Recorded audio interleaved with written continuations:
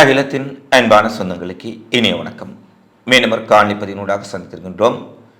காசாவில் இஸ்ரேல் நடத்தும் இனப்படுகொலை உச்சமடைந்துள்ள சூழ்நிலையில் மீண்டும் பாலஸ்தீன அகதிகள் முகாமை நோக்கி இஸ்ரேல் இராணுவம் மிகப்பெரிய படுகொலையை அரங்கேற்றியிருக்கின்றார்கள்.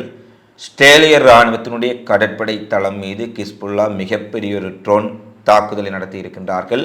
அடுத்து அமெரிக்காவில் மீண்டும் பாலஸ்தீன மக்களுக்கான ஆதரவு போராட்டங்கள் தீவிரமடைந்திருக்கின்றது. இந்த சூழ்நிலையில் காசாவிலும் பிராந்தியத்திலும் நடைபெற்றிருக்கக்கூடிய முக்கியமான நிகழ்வுகளை இந்த காணொளியில் விரிவாக பார்க்கலாம்.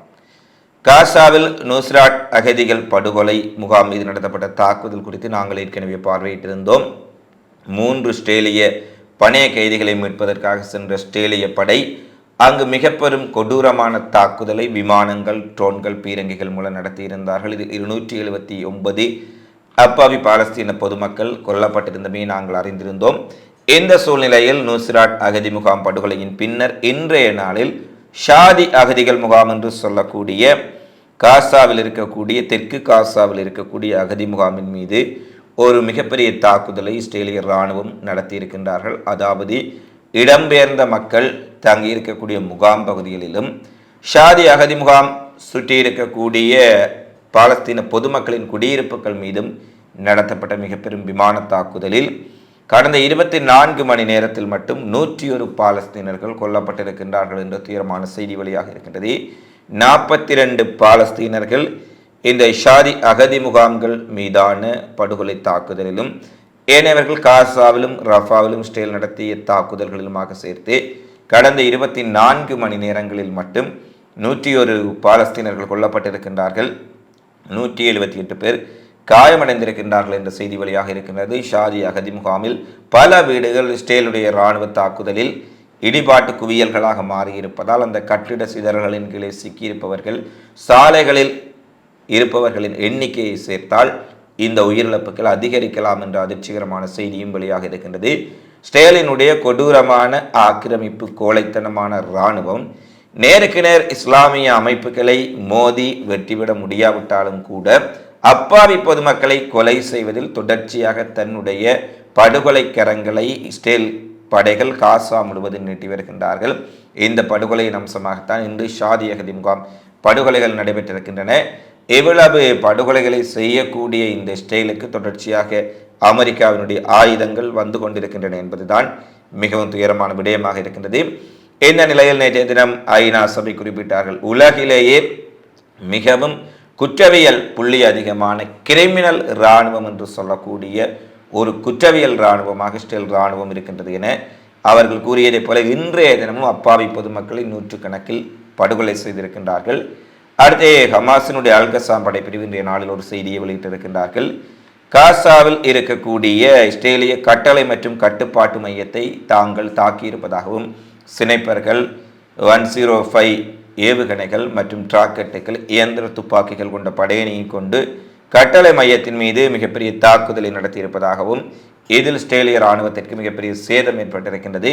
3 பேர் உடனடியாக கொல்லப்பட்டிருக்கின்றார்கள், 10க்கும் மேற்பட்டவர்கள் காயமடைந்திருக்கின்றார்கள் எனவும் பல இஸ்ரேலிய கட்டுப்பாட்டு மையத்தினுடைய பகுதிகள் மிக பெரும் சேதத்தை சந்தித்திருப்பதாக அல்கசாம் படைப்பிரிவு தெரிவித்திருக்கின்றது. இந்த செய்தியை சுயாதீன ஊடகங்களும் வெளியிட்டிருக்கின்றார்கள். அடுத்து லெபனான் எல்லையில் ஹிஸ்புல்லா போராளிகளும் வடக்கு இஸ்ரேலில் இஸ்ரேலிய இராணுவமும் ஒரு மிகப்பெரிய யுத்தத்திற்கு தயாரான ஏது நிலைகளில் அங்கு இருக்கும் சூழ்நிலையில் எந்த ஒரு கணத்திலும் இஸ்ரேல் லெபனான் இடையிலான யுத்தம், இஸ்ரேலிய ஆக்கிரமிப்பு படைகளுக்கும் ஹிஸ்புல்லா போராளிகளுக்கும் இடையிலான யுத்தம் ஒன்று வெடிப்பதற்கான சாத்திய கூறுகள் அதிகரித்திருக்கும் சூழ்நிலையில் இன்றைய நாளில் ஹிஸ்புல்லா போராளிகள் இஸ்ரேலிய கடற்படை தளமான கைஃபா கடற்படை தளத்தின் மீது மிகப்பெரிய ஒரு ஏவுகணை ட்ரோன் தாக்குதலை நடத்தியிருக்கின்றார்கள். குறிப்பாக அதிக அளவிலான ட்ரோன் படையை கொண்டு மிகப்பெரிய தாக்குதல் கைஃபா துறைமுகத்தின் மீது ஹிஸ்புல்லாவால் நடத்தப்பட்டதான செய்திகள் வெளியாக இருக்கின்றது. இஸ்ரேலிய கடல் தளத்தில் ஆளில்லா விமானங்களின் சிறப்பு ட்ரோன் படைப்பிரிவை ஹிஸ்புல்லா ஏவியதாகவும் இந்த ட்ரோன்கள் துல்லியமாக சென்று இஸ்ரேலிய கடற்படை தளத்தின் மீது மிக பெரும் தாக்குதலை நடத்தியிருப்பதான செய்திகளும் வெளியாக இருக்கின்றது.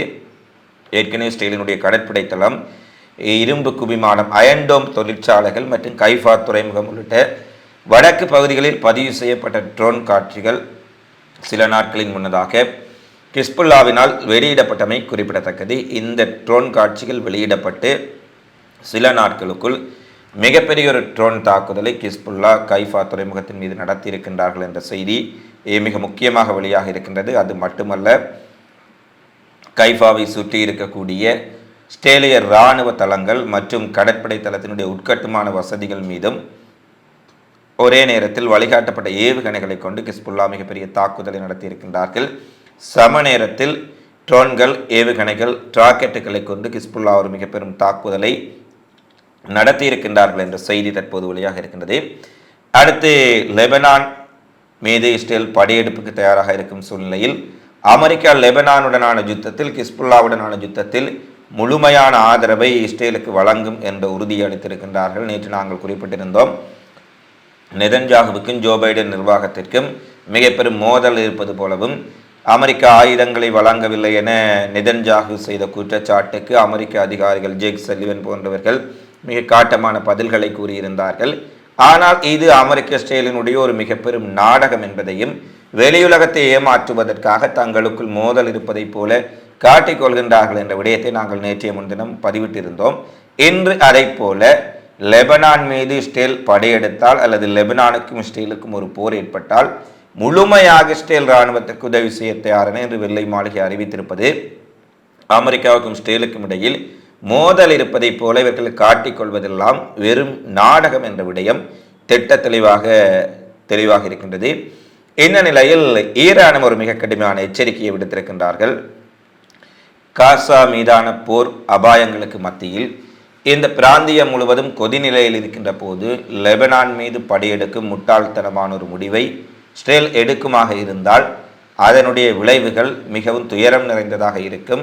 இஸ்ரேலிய ஆக்கிரமிப்பு இராணுவத்திற்கும், இஸ்ரேலிய ஆக்கிரமிப்பு அதிகார அட்டூழியம் செய்யக்கூடிய இஸ்ரேலிய அரசின் வீழ்ச்சிக்கும் இது முக்கியமாக வழிகொள்ளக்கூடிய ஒரு படையெடுப்பாகத்தான் இருக்கும் என்ற தகவலை இன்றைய தினம் ஈரானினுடைய உச்ச தலைவர் அயதுல்லா அல் ஹமேனி கடுமையான ஒரு எச்சரிக்கையாக விடுத்திருக்கின்றார். அது மட்டுமல்ல, ஹிஸ்புல்லா மீதும் லெபனான் மீதும் ஒரு முழு அளவிலான போரை இஸ்ரேல் தொடங்கினால் ஹிஸ்புல்லாக்களுக்கு ஈரான் நிச்சயமாக துணை நிற்கும் என்ற ஒரு செய்தியையும் அவர்கள் வெளியிட்டிருப்பதுடன், ஹிஸ்புல்லாக்கள் இஸ்ரேலை எதிர்க்கக்கூடிய அளவுக்கு ஆளணியையும் ஆயுத வளங்களையும் கொண்டிருக்கின்றார்கள் என்ற தகவலையும் ஐக்கிய நாடுகள் சபைக்கான ஈரானிய தூதுவர் நேற்றைய தினம் பதிவு செய்திருக்கின்றார் என்பதும் குறிப்பிடத்தக்க விடயமாக இருக்கின்றது. இந்த சூழ்நிலையில் இஸ்ரேலுக்கு ஆதரவாக அமெரிக்கா, மேற்குலக நாடுகளும், ஹிஸ்புல்லாக்களுக்கு ஆதரவாக ஈரானும் களத்தில் இருக்கும் சூழ்நிலையில் இன்றைய நாளில் தலிபான்கள், ஆப்கானிஸ்தானை ஆளும் தலிபான்கள் ஒரு அதிரடியான அறிவிப்பை வெளியிட்டிருக்கின்றார்கள்.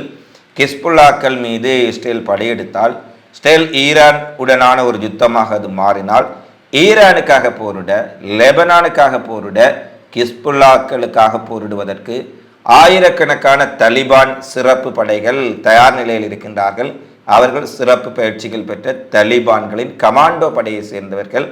ஆயிரக்கணக்கானவர்களை நாங்கள் அனுப்புவதற்கு தயாராக இருக்கின்றோம் என்ற ஒரு செய்தியை தலிபான்கள் ஈரானுக்கு அறிவித்திருக்கின்றார்கள்.